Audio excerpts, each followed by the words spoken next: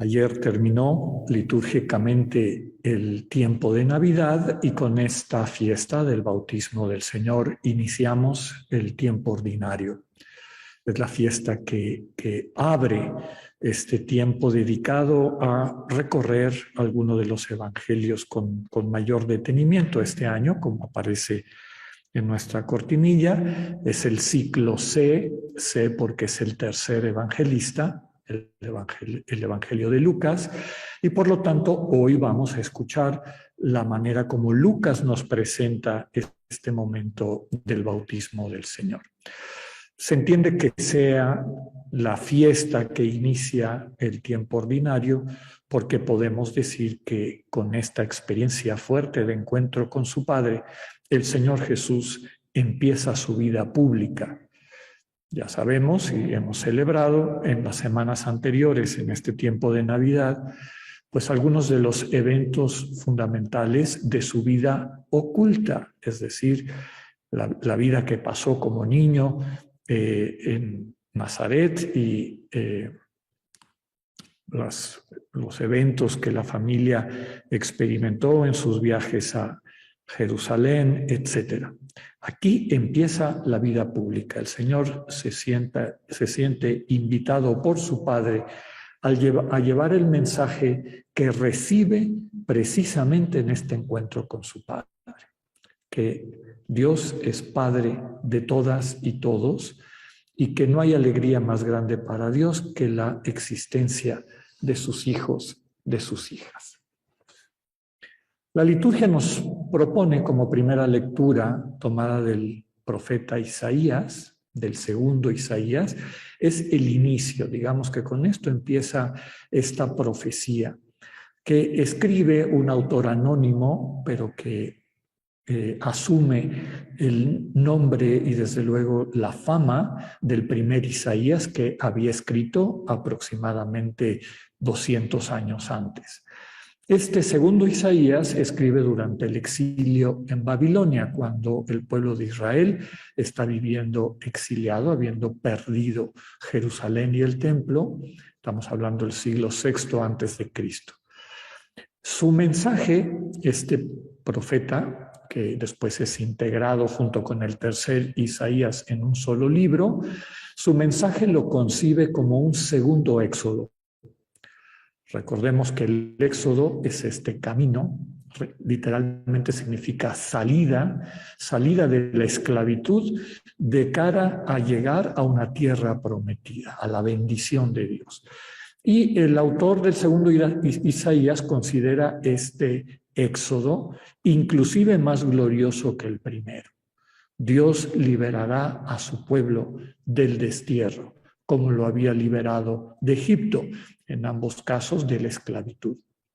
Esta liberación será a través de la figura del siervo sufriente, que desde los inicios de nuestra fe hemos identificado con el Señor Jesús. Aquel que asume sobre sí las consecuencias del egoísmo de su pueblo, que les deja los corazones duros, incapaces para amar, para amarse y para amar a Dios, y habiendo asumido sobre sí estas consecuencias, libera a su pueblo para poder amar y ser amados, ser amadas. Hoy escucharemos el tema central de esta profecía: consolar al pueblo abatido e invitarle a cultivar la esperanza, que es, en el fondo, una actitud de espera confiada. Esperanza necesaria para permitirle a Dios entrar en sus vidas fracasadas, para transformarlas por el amor. Invita a dejarle a Dios preparar el camino para la llegada del Salvador. Y tomamos esta frase de esta lectura: aquí está tu Dios, aquí llega el Señor. El salmo que vamos a recitar es el 103, un himno al Creador, desde la invitación de reconocer su amor y providencia de manera que nazca del corazón el deseo de alabar. Por secciones se invita a reconocer la creación como un acto de amor del Dios providente.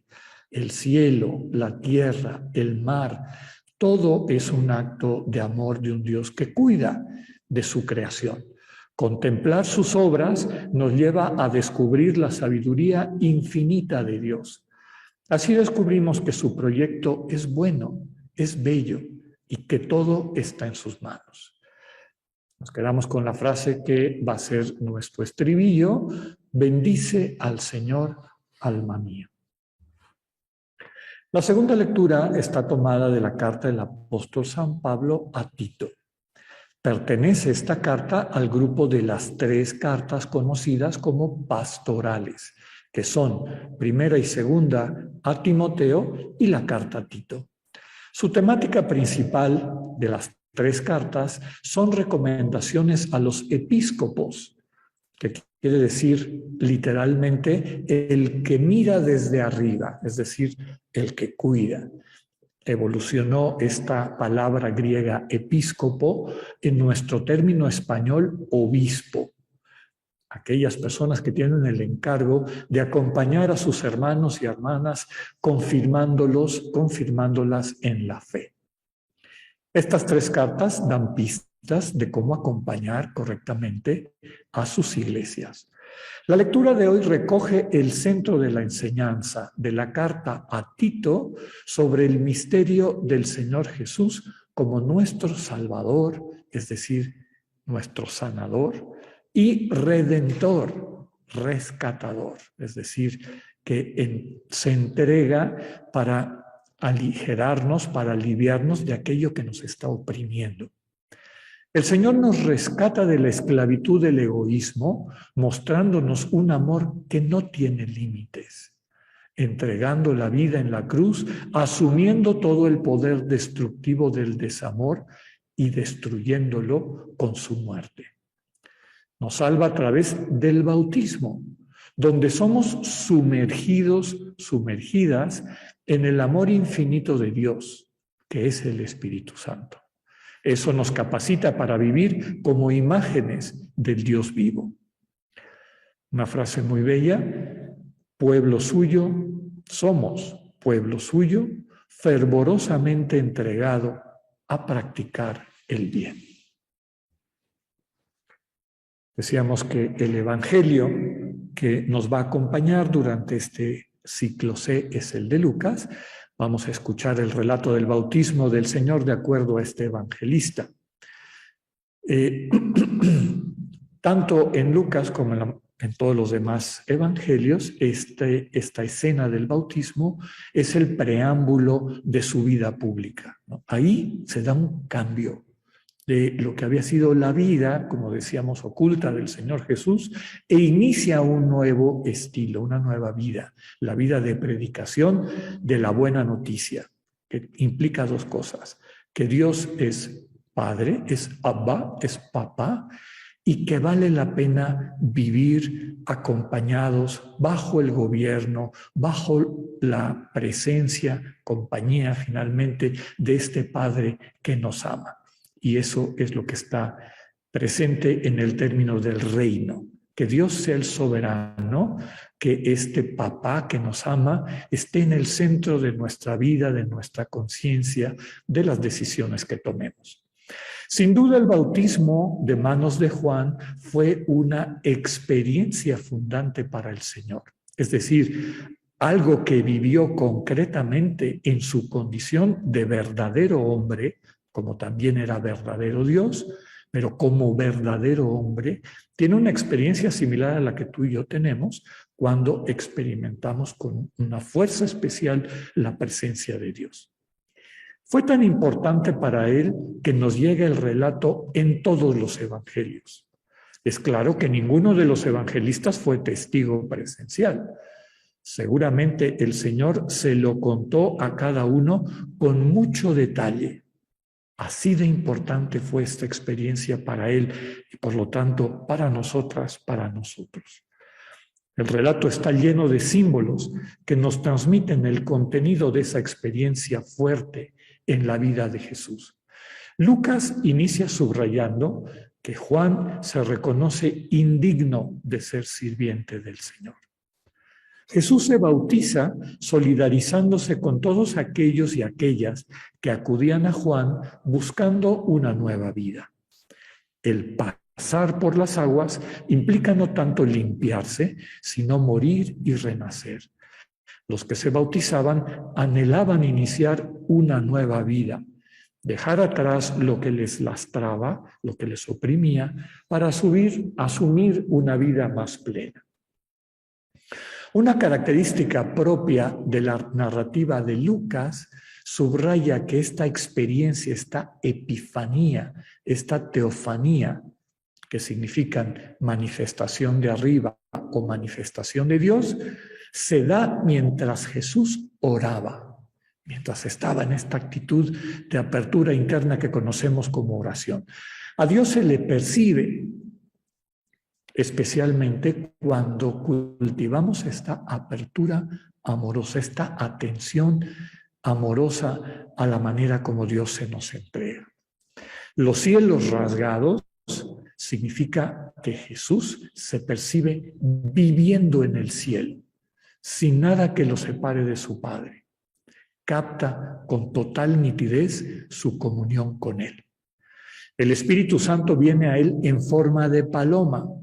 Recordemos que la paloma era en el Antiguo Testamento un símbolo de fidelidad, porque forman una sola pareja, porque regresan siempre a su lugar de origen, etc. Realmente símbolo de fidelidad. El Espíritu Santo viene a su lugar, que es Jesús, el Señor. Y en Jesús viene a todas y a todos. Actúa ya desde dentro de cada una, de cada uno. Finalmente se describe el fruto fundamental de esta vivencia, sentirse plenamente hijo de Dios y que su misma existencia era fuente de profunda alegría para su Padre. Nos quedamos con esta frase de la epifanía, de la teofanía, esta manifestación de Dios, del Padre que le dice: tú eres mi hijo, mi predilecto, en ti me complazco. Podríamos decir que esta lectura, esta experiencia del Señor Jesús, como decíamos al explicar los textos, es una experiencia fundante, y este término de experiencia fundante que se utiliza en la espiritualidad y en particular en la espiritualidad ignaciana, describe momentos que tú y yo y todos y todas hemos vivido en nuestra existencia en que hemos estado más conscientes de la presencia de Dios. Desde luego que Dios está en todas partes y está en cada una y cada uno de nosotros permanentemente, pero a veces estamos un poco distraídos, no captamos esa presencia. Pero hay momentos en nuestra vida, o porque los cultivamos, o porque algo facilitó que finalmente atendiéramos y captáramos esa presencia amorosa de Dios, momentos bien importantes y que tienen la posibilidad de transformar nuestras vidas. Yo les invito a que hagan un recuento desde donde se acuerden, desde su infancia, cuáles han sido los momentos en su vida en los que han sentido a Dios con más fuerza. Que si en tu primera comunión, que si en algún momento, pues no sé, en unas misiones o al ayudar a una persona necesitada, a veces en momentos difíciles de la vida, una enfermedad o las situaciones que solemos llamar de tocar fondo, ¿verdad? Y que cuando uno piensa que ya su vida no tiene sentido, Dios se hace presente. Estas son experiencias fundantes y se llaman fundantes porque lo que Dios nos está invitando es a que fundemos nuestra vida, es decir, cimentemos nuestra vida en esas comunicaciones específicas que son bien importantes. El bautismo del Señor, desde luego que fue para él una experiencia fundante, tan es así como les comentaba, que se preocupa mucho por transmitírsela a sus apóstoles. Ninguno de ellos estuvo ese día en su bautismo, pero para él es tan importante que quiere compartirla con ellos y ellas. Y desde luego que también Es una experiencia fundante para la Iglesia y para todas y todos. El bautismo lo vivimos todas y todos. La intención del sacramento del bautismo y su vínculo con esa experiencia del Señor Jesús precisamente es el deseo de que por el amor de Cristo presente en el Espíritu que recibimos, esta diferencia que nos transmite el Evangelio de Lucas, del bautismo de Juan, que es un bautismo de arrepentimiento, un bautismo de cambio de vida, de perspectiva, de dejar atrás a lo mejor el desamor y lo que nos impide poder ser buena noticia unos para otros. Este bautismo del Señor Jesús no solamente es ese cambio, esa conversión de dejar atrás lo malo, sino abrirnos a lo bueno. Abrirnos al principio del amor infinito de Dios. Cuando somos bautizados, y lo aprendemos en el catecismo, recibimos una gracia especial, el ser integrados, integradas al cuerpo vivo de Cristo. Somos parte de este cuerpo vivo del Señor. Y recibimos el don del Espíritu. Recordemos que el don del Espíritu es esta presencia personal del amor infinito de Dios. El Espíritu nos une a Cristo, nos une al Padre. En Cristo recibimos una vida nueva. En Cristo experimentamos esta epifanía o teofanía, esta revelación que viene de lo alto, que subraya que nuestra vocación, es decir, tu identidad y mi identidad, es de ser hijas amadas, hijos amados por Dios. El texto de Lucas tiene una característica particular, que es que subraya que Jesús estaba en oración cuando experimentó esto.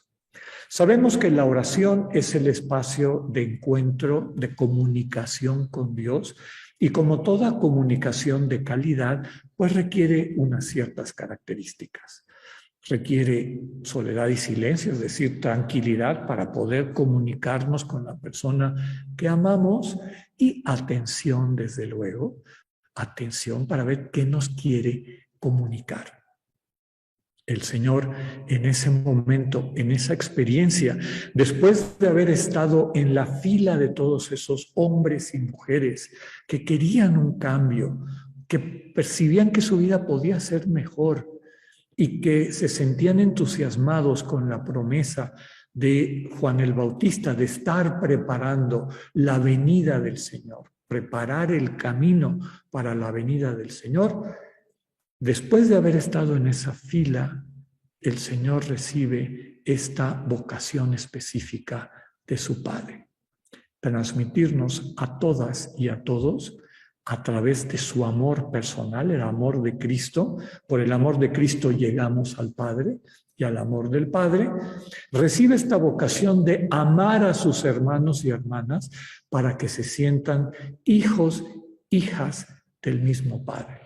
Y de ahí en adelante el centro de su predicación es que Dios es papá, es papá, es papito, que te ama profundamente y que como buen padre nunca le va a faltar un buen consejo para ti.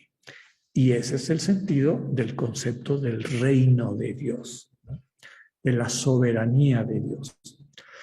Visto con una perspectiva de una fe adulta, es saber que tienes un Padre que tiene una sabiduría infinita, que te conoce mejor que tú mismo, que tú misma, que siempre va a tener una recomendación que te va a dar vida, te va a orientar de tal manera que tu existencia cada día sea más plena, y va a ser más plena porque va a ser o va a estar encarnada en el amor como entrega de tus dones, de lo que tú eres. Somos hijos e hijas de ese Padre. Un Padre que ama donándose. Es nuestro aire de familia. Y ese Padre nos enseña a poder concretar esa vocación que tenemos. Y te dice dónde y con quiénes. La oración cotidiana es el acudir, como hemos dicho muchas veces, a ese Padre y preguntarle, ¿cómo quieres que amemos hoy. Y poder escuchar en el fondo de nuestro corazón, se nos presenta a la conciencia la manera concreta de hacerlo. No fuera de nuestra vida, en nuestra vida, con las personas con las que convives, con las personas con las que trabajas, con todo tu entorno. Eso nos permitirá alcanzar y vivir a plenitud esa frase bellísima de la carta de Tito que acabamos de escuchar. Vivir fervorosamente dedicados, dedicadas a practicar el bien. Somos hijos, hijas de este Dios que se alegra no tanto con lo que hacemos, sino con lo que somos. Y cuando nos llenamos de ese amor, entonces todo lo que hacemos es amar. Que así sea, que Dios nos vaya guiando en este camino.